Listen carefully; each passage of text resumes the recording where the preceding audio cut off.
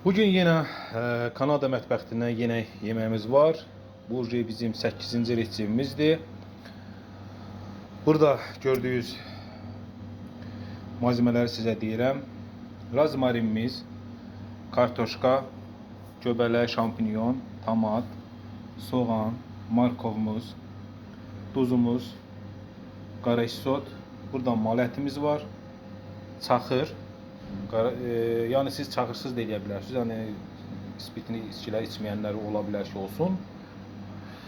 Və burada mal ətinin bulyonu və sarımsağımız var. Bunların hamısını bıçaq formasında doğrayacaq. Gördüyünüz malzemələrin hamısı doğranacaq. Və necə doğrayacağımı da sizə göstərəcəm. Artıq qazanımızı qoyduq bura. İlk öncə olaraq soğanımızı tökürük. Markov, kartoşka, ve markov, qarayca, göbələyimizi tökürük. Sarımsağımız.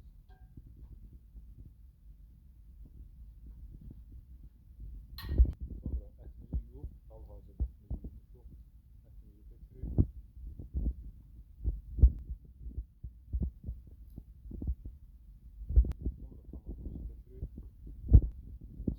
Tökürük, yani çaxırsız da olar. İstəsəz üzüm sirkəsinə biraz su qatıb tökmək olur. Ət bulyonumuzu tökürük. Paraşokunu alıp özünüz də qaynar su ilə düzəldə bilərsiniz. Duzumuz, qara isotumuz, qırmızı da tökə bilərsiniz. Göstərmədiyim bir ədviyyat var. Bunun adı travdır, trav deyilir. Bunu tökürük. Trav da paçkasını da göstəreyim. Paçkası da budur. Sonra rozmarinimizi düzürük üstüne.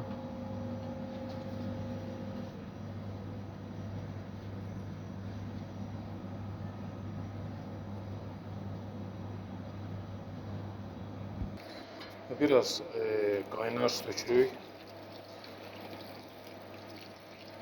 Ağzını bağlayırıq. Və qazımızı yandırırıq. Az xodda qaynayır, pişir. Çöldə gözəl qar havası var və biz də yeməyimizin pişməyini gözləyirik.